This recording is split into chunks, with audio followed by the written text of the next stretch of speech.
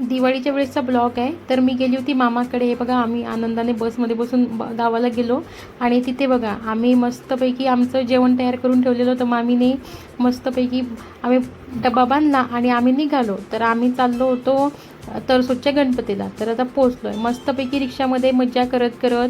मी, मामा, मामाची फॅमिली, मामाची मुलगी, तिचे 2 मुलं, असे आम्ही निघालो. आणि माझ्या 2 मुली, तिची 1 मुलगा आणि 1 मुलगी, असं आम्ही निघालो. तर चला, तर तरसोदचा गणपती खूप प्रसिद्ध गणपती आहे. इथे मानलेल्या मानता खूप पूर्ण करण्यासाठी लोक येतात. जेवणं वगैरे असतात, जेवणावळी असतात, बरेच लग्न इथे लागतात. तर असं हे प्रसिद्ध गणपतीचं मंदिर आहे. बहुतेकांना हे माहीतच असेल. तर बघा, चला आता दर्शन घेऊया गणपतीचं. पुरातन मूर्ती आहे आणि अतिशय जागृत देवस्थान आहे.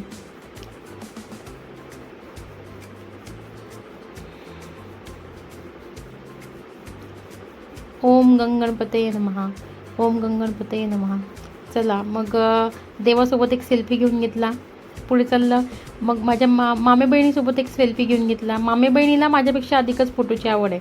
तर चला काढूया photo. Photo photo photo photo photo नाहीत, आठवणीच आहे, गोड आठवणी आहे. तर हे बघा, आता हे आत्या आणि भाच्याची गोड जोडी. आता माझी आई, नंतर ही माझी मामी. मामी म्हणजे सुगरण.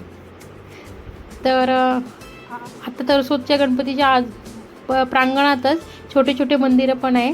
तर हे आहे शंकराचं मंदिर. शंकराची सुंदर पिंड ठेवलेली आहे. आणि बघा तुम्ही किती छान मंदिर आहे,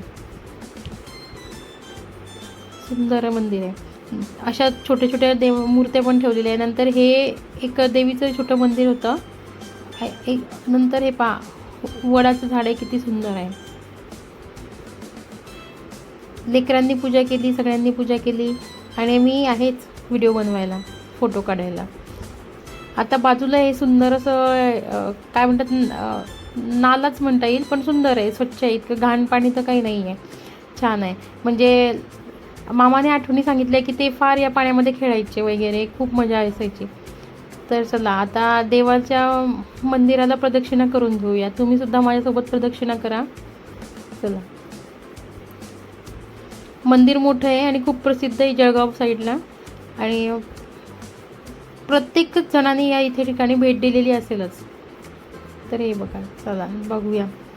मंदिराच्या बाजूला बघितलं तर सगळं दिलेलं आहे, अथर्वशीर्ष. नंतर त्याच्या बाजूची माहितीसुद्धा दिलेली आहे की इथे पेशव्यांची सुद्धा भेट झालेली आहे. नंतर इथे जिपरू महाराज यांना भेटायला गजानन महाराज इथे यायचे. त्यावेळेत हे इथे मंदिराला वायुवेगाने यायचे.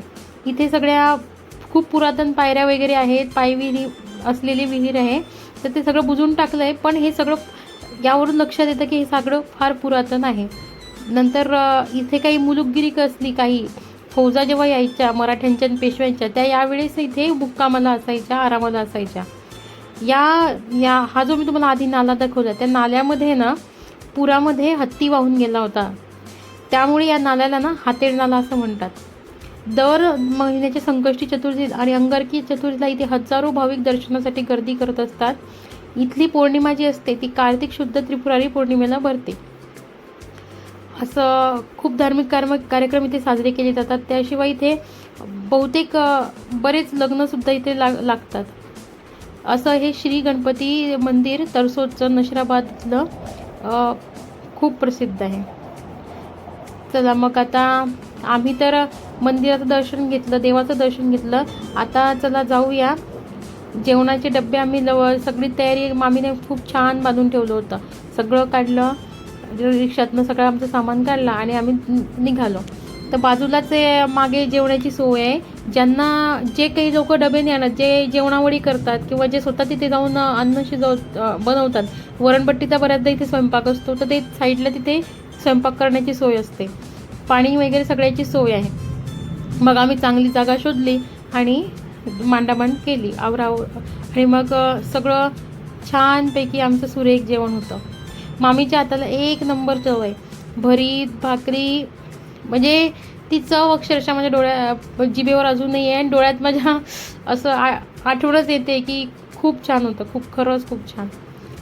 प्रत्येक गोष्ट सगळं जेवण वगैरे झाल्यावर हे आवरावर करून मस्तपैकी एक सुंदर आठवण तयार केली.